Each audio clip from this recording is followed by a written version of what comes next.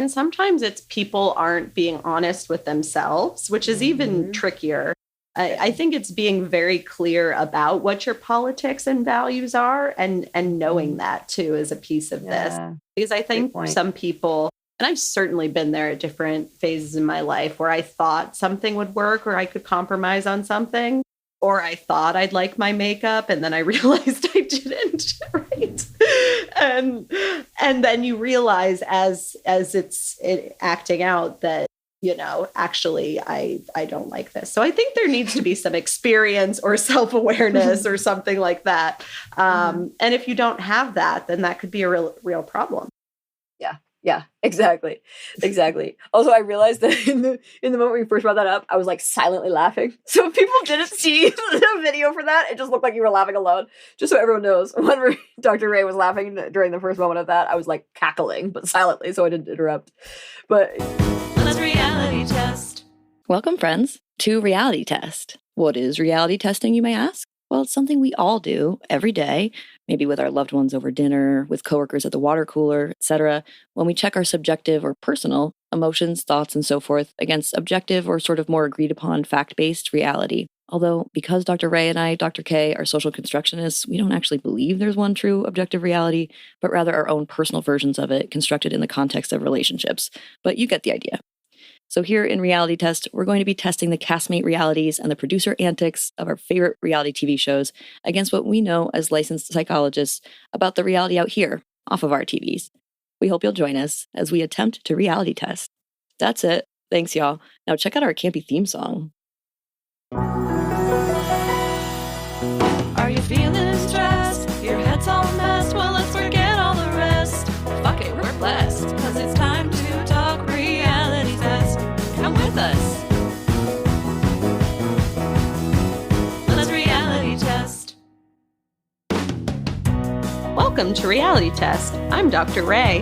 And I'm Dr. Kay. Feel free to check in and take a seat wherever you like. I'm going to start right up top with our disclaimer this time to get it out of the way. We are psychotherapists. We're not your psychotherapist. We're not their psychotherapist. So when we talk about people's diagnoses or mental health, we're just saying, like, our opinion definitely could be wrong. We can't diagnose because we don't meet them in person. Today, we're doing some fun, like, overarching things about Love is Blind. We're coming back to Love is Blind, but really the franchise with some examples from the recent season of season 8. Yes. We are getting into a little more evergreen content here and there, which are things that even are more like Dr. Kay just said, kind of meta about the reality TV universe, where we're thinking more deeply about a show or a concept in general. And I'm so excited about it. Mm-hmm. I am too. I feel like this will be useful regardless of which season you may be going on, if you're going on one, or if you're thinking about another season. These are some, if you will, do's and don'ts, the what to avoid and what to aspire to in pod life. So we're thinking pods. This is different from when we did the review or like recap, because we talked about the couples that made it to the weddings, mostly a little like side note about Dave and Lauren. But that meant that we really weren't talking about Madison, Mason, and Alex. So this time and Meg. So this time, because we will be doing do's and don'ts about pod life, they will be featured pretty strongly because frankly, that's really all the pod episodes were about in season 8. And I think a lot of these items that we went through together, and we constructed these together after we did it separate and then came together and combined them. So it's sort of like interrated reliability, if you will. So yes, a little I love qual. that. Yeah, exactly. And qual, exactly. It's like member checking or something. I don't know. It's like consensual. It's you know what it is CQR, like CQR? consensual qualitative. Yeah, exactly. I love it. Mm-hmm. Yes, we came together. We've got our themes locked and loaded. I don't like that. I don't like guns. I'm going to stop saying locked and loaded. I'm done with locked and loaded. Correct me, please, if I say it again, because I don't like it and I'd like to stop. Mm-hmm. You know who would love you doing that too is our colleague that we meet with on Fridays sometimes. Real advocate for non-militarized language. It like literally cool. like I've become fearful of making references to it's a good thing, but like definitely every time there's like a little baby reference, they just give me like a little eye and I'm like, yep, got it, listening, heard it, noted. Let me reframe. Yeah. Let me say this in any other way. It's so much of our language, I feel like. I'm gonna start looking for it now and I bet I'll find all sorts of things. Crash course, take a stab at it. Yeah. Hammer this out. Yep, those were two that really jumped the gun. Like a Yeah. lot of them. Yeah, those are the ones Ugh. that I got really caught up on a few times there, but working on it. Still not totally perfect about it, but trying my best. But yeah, it really is in so many places. And like, oh, I'll beat you to it, or like, like even like Yeah. little baby ones. Yeah. Beat you to it. I could see that being like a race, but not really. Well, they beat you. Like if you beat, I'm gonna beat Oh. you if I win. Like, I don't know. There's something about that. I think it's like Yeah. because it calls on the same kind of language, even if it's not from the same root. And I think that's not a bad point. Gotcha. But I also, it's some of the little ones. I'm also like, really, that time? Okay, all right, I'll hear you on that one. Like, but even like hammered out. I was like, yeah, well, yeah, I guess you're right. Like, we don't use hammers in wars, but we do use them aggressively. Potentially, Yeah. we don't. People do. But yeah. Yes. I use them to hang my pretty paintings. Yes. I don't So have your stuff paintings. finder. I have prints. I have prints, and Also I don't good. have any real paintings because, once y'all join our Patreon, who knows? No, I'm just kidding. Oh my God, I love it. Well, and also I was gonna say, like, and your pretty stud finder, because I saw that for the first time ever at your house, where I was like, what's this stud finder? This seems very helpful. And you were like, yep. Yeah. And I was like, I would like one. I've never seen one like that before. It seemed very helpful. It's a great bit because sometimes I'll say to my partner, "Oh, I found you," and then we go, and it's funny Found a stud. every time. Yeah, it's just pretty much and every time a new person says it, you can reintroduce the joke for, endless laughs for the rest of your life. Mm-hmm. I remember you telling me about it when I found it too, which I like. I like you using the bit as like a meta thing where you're like, that's a good bit. Because then you can bring it back up as like it's like a meta. You're not like trying it out again. You're like, this is something I can use. And you're like, yeah, you can use that. I do remember you use that. That's cool. Yeah, like works really well. That's a good way of using bits. Yeah. Yes, great. exactly. I'm just really trying to work out my comedy routine on a bunch of people to quit psychology. No, I'm just kidding. I'm not going to quit my day job, everyone. Do not worry. No, I love your humor. And also I would say it's evergreen. Your humor is evergreen content. That's full circle. I love it. I love it. Full circle to this thing we're doing today. Yes, totally. Well, since it's like kind of evergreen content, if we're hoping and if we're hoping and desiring that that's the case, we wouldn't check in, right? Because that's specific to a time and place. So maybe we go right into it. I like it. I like where your head's at. Assume that we're doing average in this post-apocalyptic hellscape that we're living in. No, that's a person that might not be everyone's opinion, and that's okay. That's fine. Fair. Although if you're listening to us, you are most likely leaning towards liberal-sided things because we're pretty open with including like diversity content. So that is what you're going to hear. And actually, that's kind of where we're starting out right up top because we're going to start with what to aspire to in pod life. And our first one is be honest with your biases. And this is so I know if I'm the other person, that's how you're going to be in the real world. And part of that includes like being honest about politics. So that's a piece where it ties into what we were just talking about. Your sociopolitical views are going to influence the rest of our lives. So I'd really like to know what they are. And I really want to talk about them. So do talk about politics. I think related to that, don't compromise on your politics if you're the one hearing about their politics and it doesn't jive because it's just going to be like a part of who they are. So like Ben talked about not voting, that he didn't, this is Ben and Sarah, doesn't understand Black Lives Matter, that he said he stays out of it, quote unquote. And she also Sarah didn't get like an agreement that he would seriously work on it with her specifically. Like he said, like at first he's sort of like, I'm open, but like, he wasn't like, oh wow, I care so much about this. Let me work with you on this. I'd feel really good about working on this with you. So I really feel like, or even like how privileged it is to be apolitical, to not vote. Like that is such a privileged position, said nothing of it. So I think that's a form of an answer to this. Another part of like, be honest with your biases. I think, for example, using compliments like your voice is super cute or quintessential mom voice, like right there, I'm feeling there's a little bit of sexism vibes, right? Like I'm wondering about, am I being seen as Mary versus Mother? No. Mother, help me. Is it Mother Madonna Mary. versus Mary Mother. Moore? Yeah. But what was the Mother gotcha. one? Mother. Mary. Mother. I don't Mary know Mother. that one. Mother. No, Sure. you do. It's the mother. Jesus' mother. Jesus is Mary. Yes. It and is then Mary. Mary Magdalene. Yeah. It was the other one. The whore. Yes. Promiscuous one. Okay, good. So oh my literal goodness. It literally says right there, see women as either Mother Mary or Mary Magdalene. So that's where I did. I did Mary Mother instead of Mother Mary. Anyway, listen, it's late. So seeing women as either Mother Mary or Mary Magdalene. I said if that's something I'm picking up on, I'm gonna like listen to that clue because it probably means that's well enough in there that it's something I would be a little worried about. The other version of like something that came up around the sexism part was like referring to women's talk as gossip, and especially when like he initiated the triangle in which that happened, and he called it girl drama. I want none of that, but now I know we're not on the same page about that. So the last version, of course, is the fact that Virginia and Devin did not talk about politics. I really do not. I believe they did not talk about it until they were in bed that time. Maybe it was another time around that time, but once they were past honeymoons and everything, she asks him his political views, and he tells her he's conservative. It looks absolutely like they've never had that conversation, or at least like not in the pods. So I think that's something I'd want to know right away and get into that. And I think in general, being honest so that I don't get annoyed in the real world. That also includes, by the way, not so much the biases part, is Joey with his hair. Like he's like, I'm growing out my hair, but normally I don't have this hair.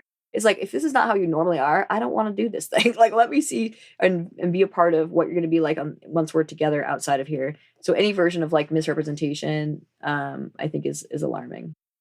Mm-hmm. And sometimes it's people aren't being honest with themselves, which is even trickier. I think it's being very clear about what your politics and values are, and knowing that too is a piece of this. Because I think some people, and I've certainly been there at different phases in my life where I thought something would work or I could compromise on something, or I thought I'd like my makeup and then I realized I didn't, right? And then you realize as it's acting out that, you know, actually I don't like this. So I think there needs to be some experience or self-awareness or something like that. And if you don't have that, then that could be a real problem. Yeah, exactly. Also, I realized that in the moment we first brought that up, I was like silently laughing. So if people didn't see the video for that, it just looked like you were laughing alone. Just so everyone knows, when Dr. Ray was laughing during the first moment of that, I was like cackling, but silently, so I didn't interrupt. But yeah, no, that was amazing. Great point. It's like sometimes it's the self-exploration first. You can't be like open with me about your biases and your politics if you don't know yourself very well and like know what your politics are. Which, by the way, knowing yourself and your politics means knowing your parents' politics and knowing about how you were, what messages you were given. Yes, that includes media and so forth, but it also includes your school and your parents and your religious figures, or you know, anybody who has a bit of an authority in your life when you're little itty bitty. That's going to have effects. All sorts, whether you like them or not. Exactly. And maybe even you're doing the opposite of them. That's still because of them. Like there's still an influence, right? Like that's still an influential part of your life. Oh, hell yeah. This goes right into what we just said. So do talk about past relationships and what lessons you've learned, and listen for that in the person you're talking to. I mean, not to say that if you've never been in a relationship, you can't have those experiences, even for situationships, like recognize. I think it's helpful to hear that people have had experiences and learn from them, because then you know they're reflective, and then you know that maybe they have at least a sense of how they are in relation with others, and also their attachment style. I know Alex and Madison got a little too black and white on attachment style in weird ways. But if you hear a person say, oh yeah, I've broken up with every person I've ever been with and never talked to them again, like at the first time they do something wrong, they're probably pretty damn avoidant. And if you have dated avoidant people in the past, that's probably something to reflect on, and what that might trigger in you or whatnot. And, you know, I think keying into knowing enough about attachment too to be able to key into some of those things can be really helpful. But yeah, what and see if they on this match. No, totally. I was thinking about what you said about like seeing how they fit with each other. Like if you know that being with another avoidant person as an avoidant person means you both sort of like run at the first sign of danger, then that might mean that like trying out something different might work. We do know that like anxious with an avoidant kind of doesn't work. Because somebody who's like really anxious and wants to like prove their love for you and wants you to prove your love for them, whereas your thing is like, let me get the fuck out of here, then that feels very triggering to an anxious person. And I think the anxious person like desperately needing you to stay and tell them how much you love them, and you leaving also triggers that anxious person. So I think depending on how polar you are in those areas, it might mean you're not a good fit with each other. But then there's also this idea of like secure attachment being something that's a much broader umbrella. Like I'll sometimes, first of all, I think attachment styles are like erroneously categorical. I think that we've come to a place where it's a lot more spectrum-y. And so one of the spectra, let's say, I think that's the right word. That is the right word. One of the spectra is the idea of security can still include other pieces. So I used to talk with one of my clients about this idea of like notes of anxious attachment. She has notes of anxious attachment, but like altogether, that's very much secure attachment. One of the things we know too is that like you can have one attachment style with one person and a different might come out with a different one. You know, so like there's people, situations, times in your life where different things might come out. The one thing I wanted to add, and I can't remember if I was going to do this here, was the fact that, right, so one of the things that I was not super excited about was when Madison said, well, so I do talk about it somewhere else, but let me just say this one part, that when Madison says, well, my attachment style is better now, that's not something I'm going to jive with, because first of all, it's like very long term to fix that. Her traumas are so severe that that's super hard. It doesn't mean she hasn't fixed it. But unless somebody says to me the term earned security and they talk about earned security as a concept, I'm just not going to get into that conversation with them. Not that it's a problem, but just that like my idea of what they're saying is going to be different than what they're saying if they say they fixed it, quote unquote.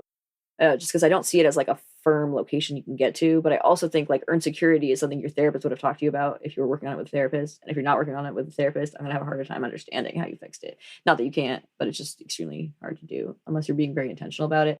And like learning the new relational images that come with the new people in your life and so forth. So, yeah, a little bit of a rant. Maybe that's unfair too. Like I do think people can earn security, but it's sort of like people saying who are humble, saying I'm humble. You know what I mean? Like it's sort of like that. Like if someone tells me they fixed their attachment style, I'm gonna think like tell me more. You know, unless so or the idea. It kind of reminds me of the idea of like competence versus humility when we talk about cultural competence versus humility. And it's like, I don't know, you're going to be ever evolving with your attachment relationships, like you said. So it's hard to know that anyone could ever have arrived or fixed it.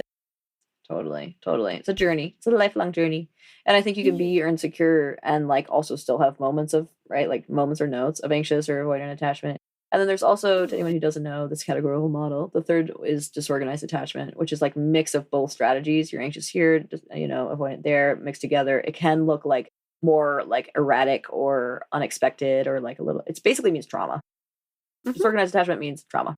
So I wouldn't be surprised if it turned out that Madison might have a little bit more notes of disorganized attachment, just given how much severe trauma she'd been in, which is why I think she reads as both a little avoidant and anxious at times. But that's for her to work on with her therapist, and I don't know for sure.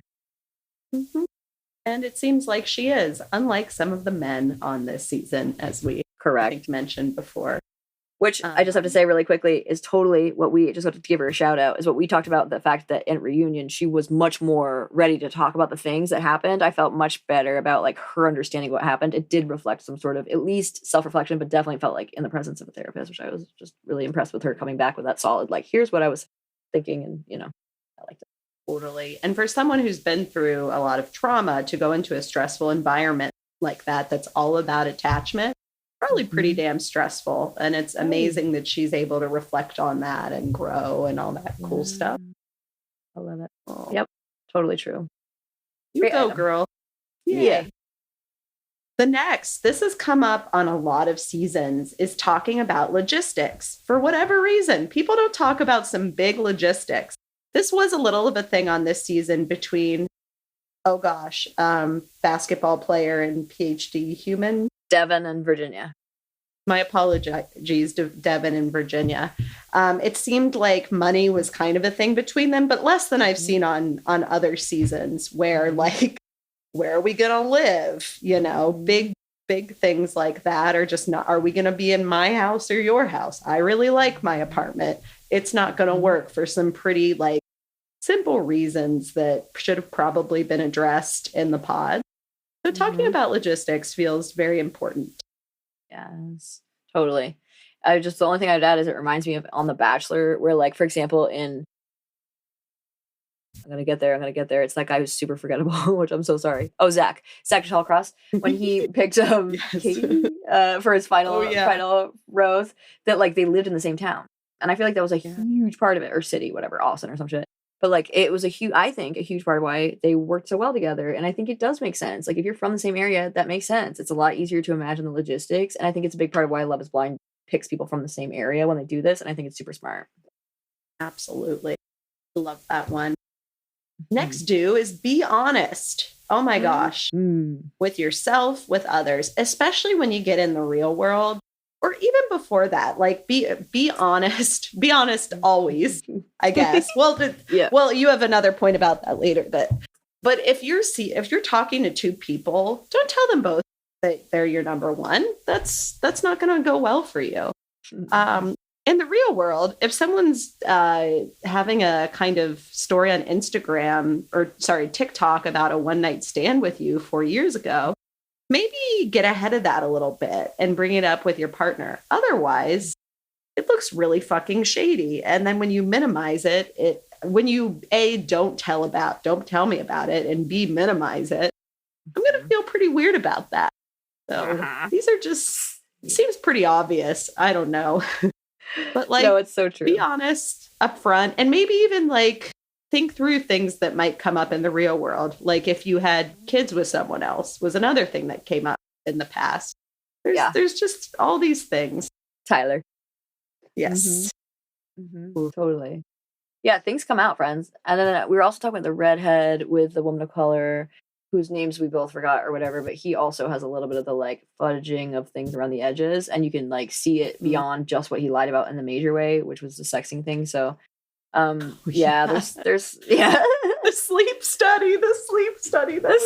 Funny. It was really unfortunate for her. It was just wild and very underexplained by Love Is Blind, which was kind of funny. And they even like during the reunion, they were like, so you were actually in a sleep study. He's like, yeah, here's a picture. How do we know that picture's from the same time? Like, what does that mean to us? That means nothing. Get out of here.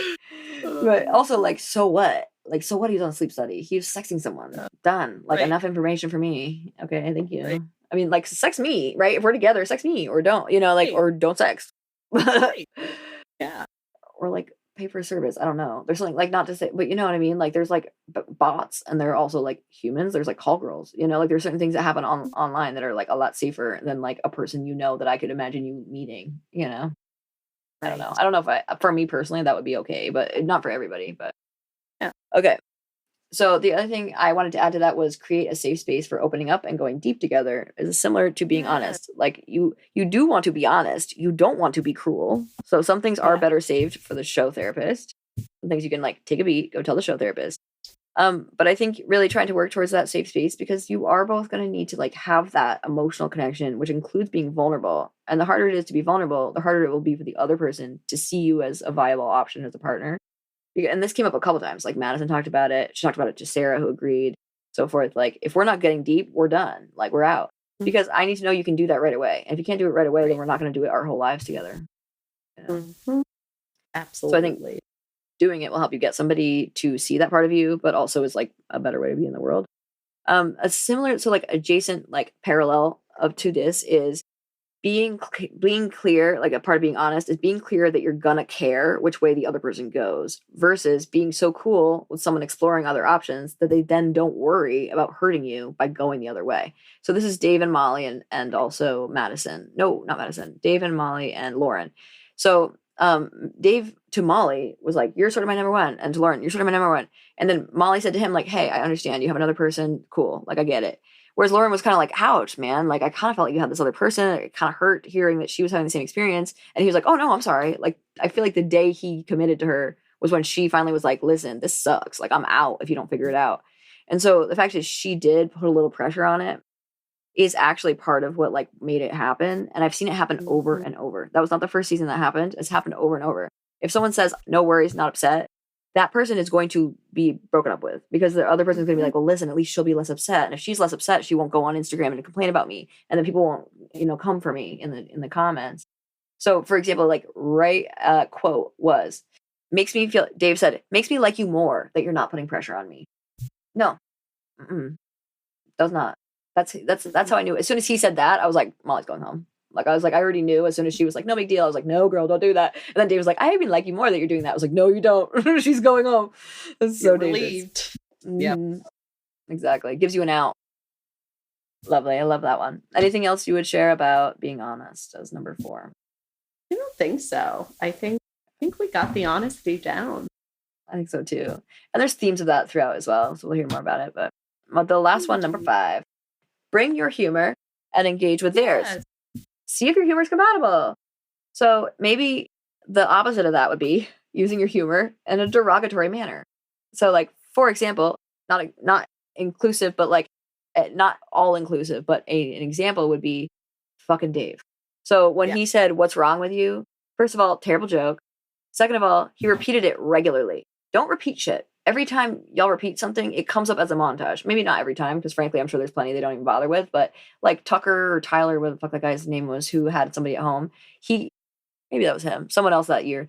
They showed the person who was like over and over again saying the same thing with people. And so like, just don't do that. Don't repeat shit. But like, so that means like, yes, use humor, but don't use humor so much that it like is the same from person to person. Be authentic in that humor. And like, again, see if it engages with theirs or not, because not all humor is compatible. And I think, for example, I know that Dr. Ray's humor and mine is compatible. It's a big part of why we do this together, is we know that our jokes are, we're both like laugh really hard at like things that are probably not that funny to other people, but to us, they're super funny. We get it. Like it's they're like hilarious. Right. They're hilarious. We think we're really funny, so listen. We know that we're the right people to work together, but I wouldn't necessarily work with someone else who might think they're also really funny and who might be really funny. It just doesn't jive with mine. I will never be like humor compatible with somebody who's like making fun of groups or like making fun of marginalized groups, making fun of women. That just is never going to jive with mine. No rape jokes will ever jive with my humor. Any of that. There's certain things where it's like, that's out. And I love stand-up. I don't love stand-up that does that. I think you can do really great stand-up and not do that. So when I see stand-up like that, it just really upsets me. But someone like Michelle Buteau can have great humor, including ones that include marginalized group, without it being at their expense. So take notes. Can I tell a really quick, funny story? It's like a minute long. I'm so ready. Okay. So a friend of mine does stand-up comedy, and we went to Vermont to see him, and his roommate came out to dinner with us. And his roommate was like really quiet. And I was like trying to, like, I don't know, I was kind of on one. I was like trying to get to engage him. And I was like, oh, what kind of comedy? He was just super standoffish and like kind of thing. Yeah. And then I was like, oh, what kind of comedy do you do? What did he say? He was like, oh, it's intellectual humor. And then I go, oh, I probably wouldn't get it. And then I just turned the other way. I'm sure I wouldn't get it. So good. Deep and then cut. later, I love it. My friend texted me and was like, he made a rape joke. So that's what his... Oh, no, it was cerebral humor. Cerebral humor, not intellectual. Yeah. Cerebral. Very much the same. Very much the same term, by the way. I hate that. And also, like, grotesque, sir. Rape jokes will never be cerebral, ever. No. It's like absolutely grotesque. All these women don't get it because they're just not like as cerebral as me. I was like, sick, bro. I was like, all right, I'm done trying to bring you into whatever this is, my dude. Yes. I can tell we're not going to jive. Scene. Yes. Exactly. I thought maybe you were shy, and maybe you are, but yeah, that was a little silly moment.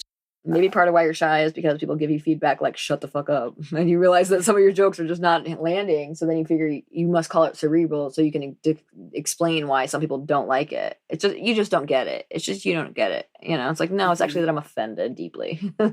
Yes, it's actually that I get it. And I'm not picking up what you're putting down, my friend.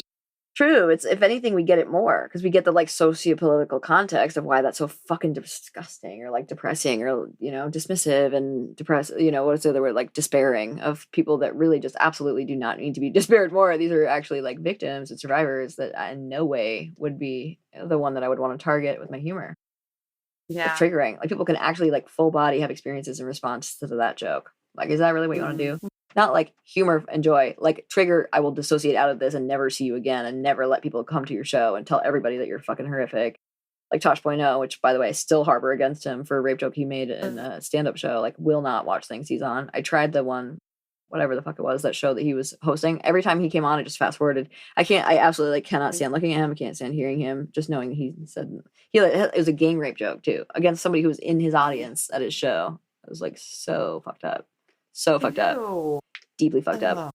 And then Dane Cook came out and defended him on Twitter. So I was like, well, now we're done. Damn it. And I like Dane Cook. too. Not anymore. Yeah. No. It's just cerebral humor.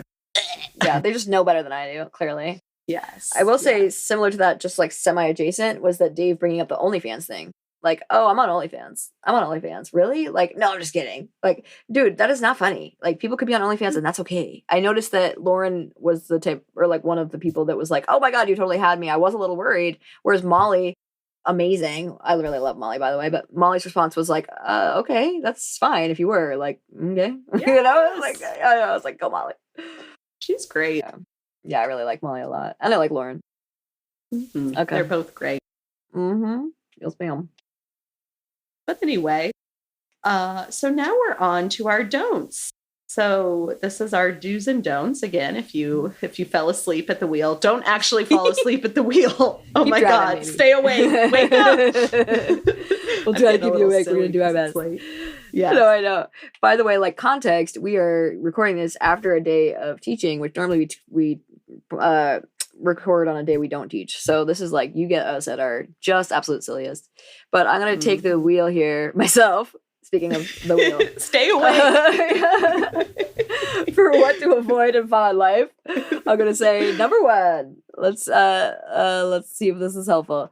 Do not say vague or non-committal statements when trying to pretend or suggest that you're being committal. There was a whole lot of this, like, absolutely not kind of shit. Like, one thing was, and I think it was Mason to Meg, was like, I'm leaving here more confused than ever. Like, that suggests that you're, like, being committal, kind of, but you're really fucking not. And by the way, that also falls under, like, saying what you would say in the outside world, which I did not get to yet, so I'm going to stop there.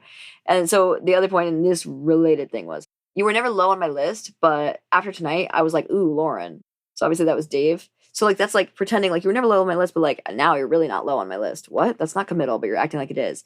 Ever since the beginning, I've been like, Molly. That was the thing you said to Molly. It's like both of these are like, you know, they're like not committal at all. Yeah, pretending like I'm like saying you're my, you know. And then this one, honestly, I kind of bet it was one of the two with Dave, but I can't remember who it was because I didn't put quotes for the name. But you were my number one after our first date. The person goes, what about sense? And then he goes, well, especially after today. So not sense? What? Little dip? Yeah, it's a little dip, yeah. I think we like lost interest here for a second. Related is like being shifty in your language or like in your semantics. So for example, being like, I never promised I'd break it off with you. It's like, whatever. You did say you could see doing it. So like, whatever. Or saying implied.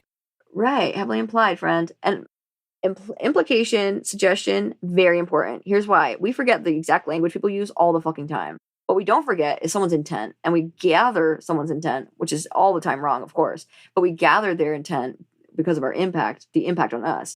The impact on us is affected by what your intent actually is, and so your actual intent matters a whole fucking lot. So how you suggested something, how you meant something, how it sounded, how you implied something, how we inferred it actually matters immensely, even if it's not what you thought you meant or intended to mean. It's still what it is received, how it's received by someone else. And because your language is going to be absolutely out the door as soon as someone hears it, frankly, we misremember shit immediately, then it matters how the feeling that you left with someone matters. So I really find that off-putting when people are like, well, I didn't say that. It's like, well, you implied it, you know? So the other one, yes, dude, friend, relax. Okay, wait, I have one more thing, but let me take a pause. Yes, please. Do you have you didn't need to take a pause.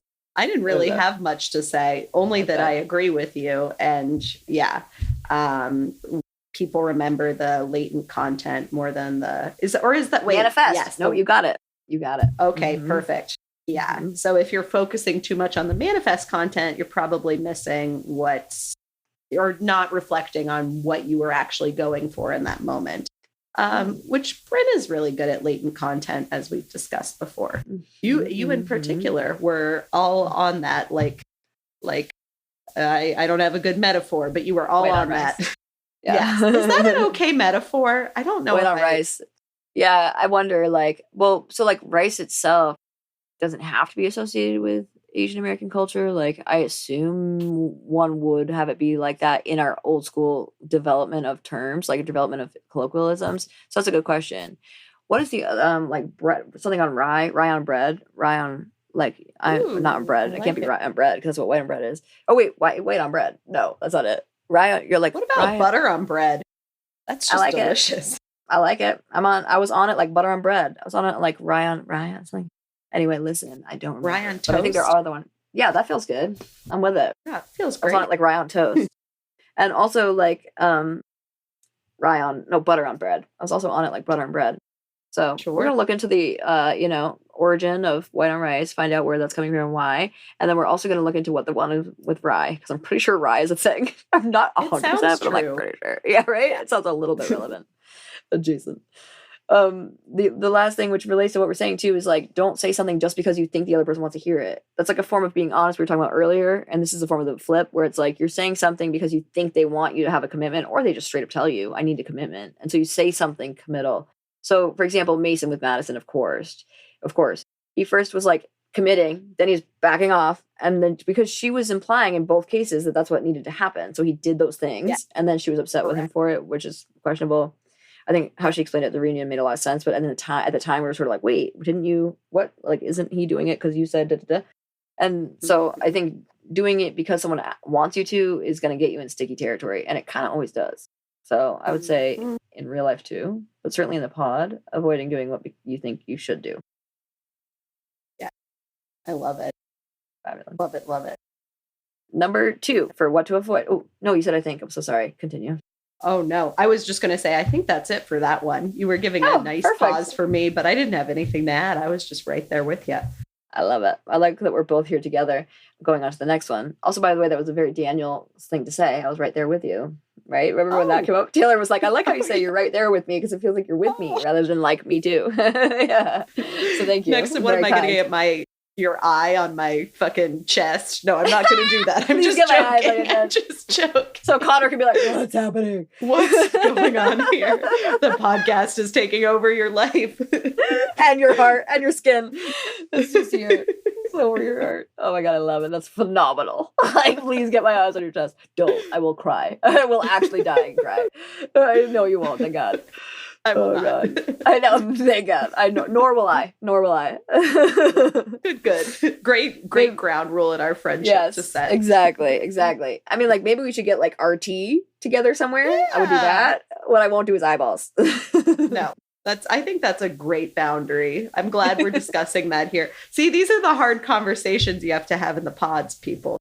We're ready to have it. Will you get my eyes tattooed on your chest? No? Great. Then we can work. Please don't ever. That's low-key probably how I would do the pods. Yeah, right? It's like, here's all the things that happened in previous years that I'm not okay with. So tell me you're not okay with it, or we're done. Yes. Run through a list. Yeah. Yeah, exactly. Have a buzzer. That would be actually great. I kind of like the idea of using a buzzer. That's a better, like, recurring joke. If it's something like that, I guess it's a gag. I don't know. But prop-based humor. But I'd rather do that, where it's like, okay, you get to a certain point. If we're not here, I'm atting you, and then you can tell each new person I've atted people. So if you're not if you don't answer correctly, I will at you. But then people will say what they want you think you want them to say. I don't know. There's no real good solution to that. That's also kind of shaming. I don't know. Anyway, listen, it could be fun. So the next one is number 2 for the what to avoid /don'ts. Don't ignore the red flags in favor of staying on the show. This happens all the effing time, I'm assuming, because sometimes I'm like, why? Why are we doing this? One thing is, I do know they have a contract that says I will go to the altar.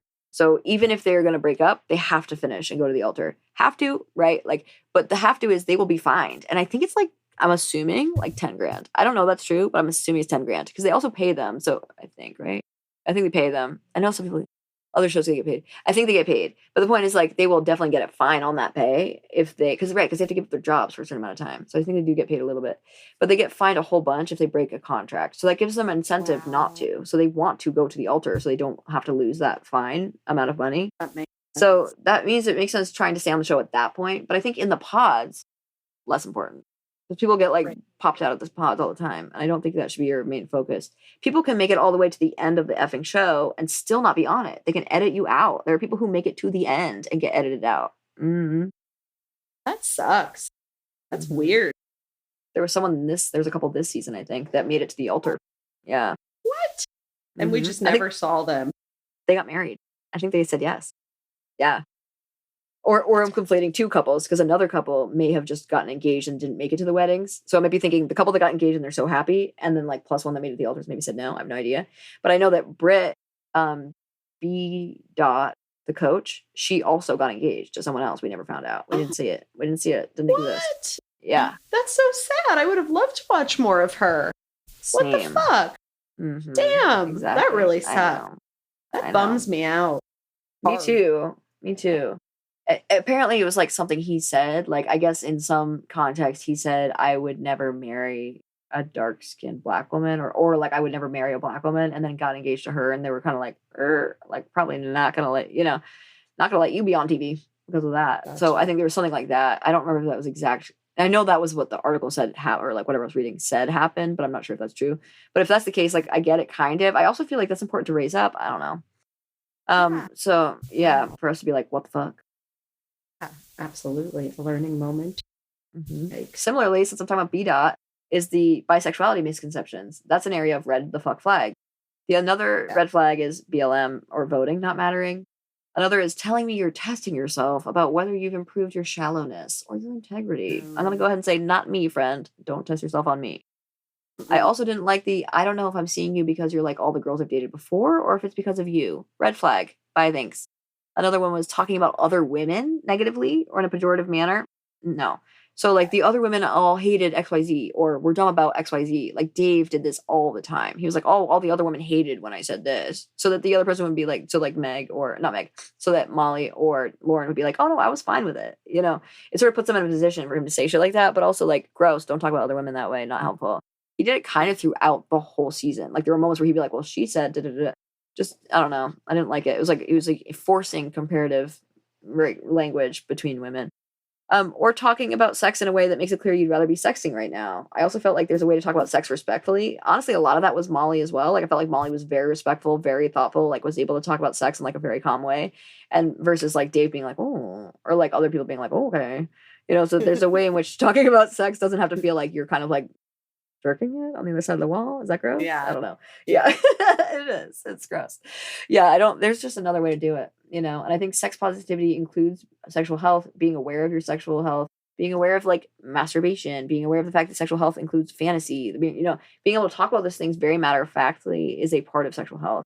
So as soon as like I notice that you are having a hard time being like matter-of-fact with me around sex, I'm going to be weirded out, frankly. And be like, okay, so that sounds like we can't talk about like some pretty important stuff without you kind of getting a little more excited. Then we should be able to be when we're talking about this. Not that we can't get excited together, but right now we can't do anything about it.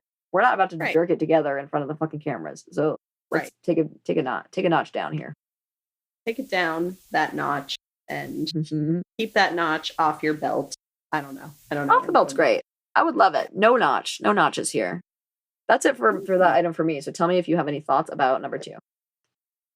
I think you pretty much covered it, honestly. That there's just a lot of red flags that deserve that with people. And yeah, when someone is too rigid too about something like their attachment style versus yours, and it seems like they're not quite hearing you anymore because they're so stuck in their own thing, they're probably not ready for this, or probably not.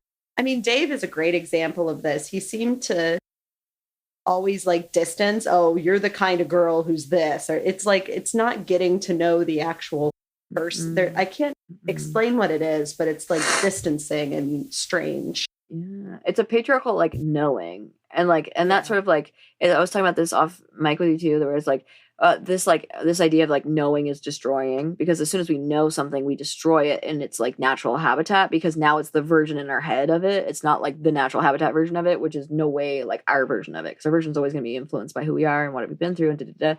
So knowing something means it's now your version of that thing, which is patriarchal and destructive. So Thanatos. And so there's this idea, therefore, that like there's a very top-down knowledge dissemination that happens with the patriarchal system. And so the way that Dave's like, I know this type of girl, is like, now you know a type of girl that you think, and type, by the way, already problematic, category problematic, like learn about queer theory that doesn't exist. But like you have a version of a version of a version of a type of people that you think I fit into, which means you now have destroyed me. Like I'm now not my own person. I'm that person to you. Yeah. And that sucks. That's probably was a horrible feeling for Lauren and Molly. I'm just thinking about Lauren both in the pods being mommied and out of the pods being Madonna'd. It was probably sex shamed. Yeah. Awful on both. Or I'm sorry, not Madonna'd, Horde. It was probably awful in both regards. Like, ugh, I really felt for her. Me too. Oh, that was really gross. That was really, really gross. Exactly. Perfect. Major red flags for him. But I also understand, right? Like, so in even bringing up these like do's and don'ts, there's no way that we're saying like, well, you should have known. Cause like, absolutely not. You know what I mean? No. It's like when you're in the pods, you have no clue. We only have a clue because we've been shown these things a certain way, which relates to this next item as a nice segue, which I'll come back to that thought then, therefore, which is number 3, be careful about what you say in real life sounding different in this context. Here's why. We're getting an overall smattering of things, which means they're going to put in a montage, this thing you said this day, this thing you said 2 days later, this thing you said that night, this thing you said last week, all together. So it's going to seem like you said it 3 times that day when you're like, what? I was like days apart. To us, it's going to look like same day. To us, it's going to look like, what are you thinking? You're on a fucking TV show. To you, you're thinking, I'm just like driving with this person. Like we're getting along, we're vibing. It's like, but if you say the same thing you would say on the outside world here, we're going to be like, what the fuck are you doing? So an example of that and sort of this idea of sort of being your full authentic self while being aware of your context and being aware you're being filmed. So the example I gave earlier about I leave our dates more confused than ever, that could be something you say in the real world. Sure. Saying it here, rude. Another example was Daniel to Taylor, although they perfectly aligned together later. He said to her, oh, I told you about this, right? I told you about my Christmas cards, didn't I? And she goes, no. And he's like, I didn't tell you about my Christmas cards? Stop. So like, friend, saying that to her when you have made very clear that she's your number one is telling her like, oh, you've told people who are not your number one, you thought you told me. Like it just kind of gives the vibe that you're lying about something, even though maybe you're not. Maybe you're not. So that's something absolutely you could say in the real world. No one's going to be like, oh my gosh, you probably said that to 3 other people because they don't know. Like, right? They're like, okay, I'm assuming you told your parents. I don't know. So but because in this case, she knows you're talking to like 17 other people, it kind of like looks real bad. Not the win. Mm-hmm. Absolutely. No. Keep track of what you're saying. Yes. If you're going to lie, follow the lies. Don't lie, frankly. But similarly, like if you're gonna tell certain people certain things, follow those certain things. Remember that you told them. I think, right, that's part of, maybe that's a great way to put it in terms of recommendation. Like in your notes, in your notepad, include what you've talked about. Be like, we talked about this topic, this topic, this topic. Because then you're like, okay, what did I not talk about that person? Okay, let me talk about that. Yeah, because it went over with my number 2 pretty well. So imagine how it'll go on my number 1, and then I won't forget who I told it to. Then I know all the tops get it. Yeah. Yes. I love that. I love that. Yeah. Related to that is like using compliments only about somebody that are like, your voice is so cute, or like the quintessential mom voice. Like using that kind of compliment where like we're gonna see a montage of just your sexist compliments. Okay, friend. I'm assuming it's not only those compliments, but the fact you didn't think, but maybe they are, and the fact you didn't think about those as being like used together, basically because I bet he doesn't even think about it sexist. But related to Dave, I would also mention choosing someone out of mom grief. I think out in the real world, there's a degree to which like you might not be aware you're doing it. Other people aren't looking at it that way. But when you're on TV and so forth, like there is a certain degree of like, you really should get some therapy before coming to this, because now all I'm thinking about is your mom grief and why you would therefore choose Lauren. Mm-hmm. After you said she has a quintessential mom voice. Ugh, yeah. It's tough. It's tough. Yeah. And not that there's anything wrong with that. Absolutely not. It's just so clear that he has a lot of unresolved stuff to figure out. Which means she was never sexual to him. Like, I mean, the problem there is like because of his unresolved mom grief, not like normal have a mom, here's my like mom shit, or like normal, you know, like Oedipus complex in terms of woman to dad or whatever, or I guess, yeah. But yeah, or Electra complex. Not like your normal Oedipal or Electra complex, but rather it's like I have so much unresolved shit that like I need someone to mom me. Like he needs someone to mom him, which means that she's going to be a mom to him, not a sexual object, which is like, by the way, shouldn't be a sexual object anyway. But like she's not going to have sexual subjectivity in a way he's going to respect, because he's going to see her as like, I need you to like take care of me or else you're not worthy. Right. And find it disgusting, like literally illicit disgust that she had a sex life, because that's some sort of betrayal of his mommy stuff. Not good. Exactly. Well, our number 4 is don't try to ask sneaky questions about people's looks, how tall they are, how big their feet is, whether or not they're petite. There's so many ways it comes up. It's almost always from men. It happened this season. I wish I would have written down the specific examples, but I'm like, you're doing this shit right now. I mean, the most famous example is Jimmy when he thought Chelsea was Megan Fox or whatever, and that played a role in why he picked her. But it happens all the time where people subtly talk about what they look like, or that, you know, even saying like, I tend to get a lot of compliments about how I look is implying I'm hot and you're not going to have to worry about that, which it just gets complicated. Or I've been told I look like celebrities, or I don't know. It's just, there's so many ways to do it. And I think it's a dangerous game. So dangerous. It goes against the whole point of the show.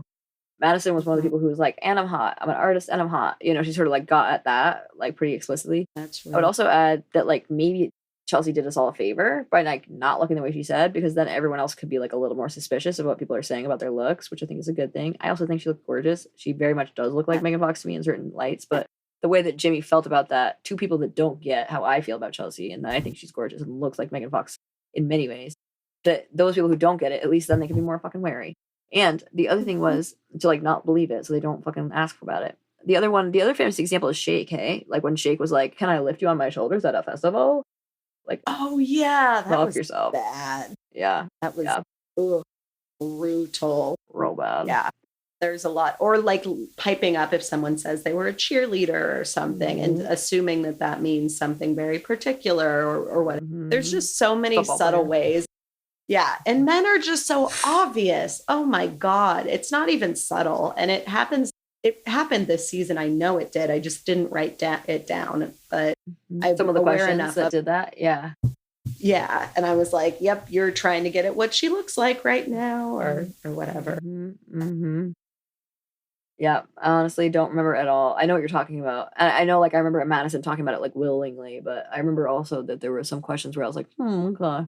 And then there was also some things where they're like, well, wait, don't tell me that because that's part of like your look, you know, but then it's like, but you still asked it and you still want to ask it. So like now she has to answer it and you're still kind of getting at that. Right. It's a dangerous game and it usually sets you up for disappointment because if this person in your mind is the best voice conversation, maybe you've ever had the most special love, you've created this version of them and you know, that's going to happen anyway. But then if they feel like you led them astray with that, that's not going to help. It's going to be in the news. You're going to get the fucking Chelsea edit. You're going to hate it. Oh, poor Chelsea. I feel for her. Me too. My final thing, don't assume people will change. This is not to say, so my biggest example of this is, oh gosh, what's her name? Sarah and Ben. And Sarah and Ben. I think she had a very optimistic view of what would happen there because she liked him. And I have to say, he eventually said that he was willing to grow, but his initial reaction, which I think was his most honest reaction, he said, like, will this be okay that I'm not a political person? He clearly was not really willing to change on that. And I think change can happen. We're therapists. We believe in change. As Kate said off pod when we were, or sorry, Dr. Kay said off pod as we were, oh, cool. As we were talking about this before, it was like, this is not the space to assume that that's going to happen. Well, you're at a very pressured short time frame for like 6 weeks. So not assuming that like, oh, we can work on this. You can't. You're going to be working on a lot of other shit. So you're going to have too much going on and you're not a therapist. Yeah. It's not something that you're like practiced at doing quickly or, you know, expeditiously. And I also think like picking up on the small nuances of the language, like I think you mentioned how like at first he didn't quite say I'm willing to work, like, and I also mentioned that earlier too. It's like there's certain language nuances that you pick up a little bit more as a therapist, but that you see all the time in the pods get misunderstood. Like you see them be like, well, he said this. I'm like, well, I didn't quite say that. You know, it's like actually kind of important that he said this slightly different thing because a lot of times men in particular, but I think both or like actually all genders, but in this case we know there's a binary, unfortunately, in the people that are there, where for the men and women who go on the show, they both, but particularly men, you have a little bit of a switch where you're like, oh, that's interesting. You're hedging. Like you're kind of creating a gap. So if you disagree with this later, you can say, well, I didn't say that. And then we saw it like, right. Like in that example I gave earlier. So I think that those kind of things are needed. If you're a therapist, it's a little bit easier to see, but even in that case, if I was in a pod, I would not have the first, right? Like clue. So I would have maybe like some skills that would help me, but ultimately I would not be able to fully understand each piece of each nuance of each process that I would like to understand.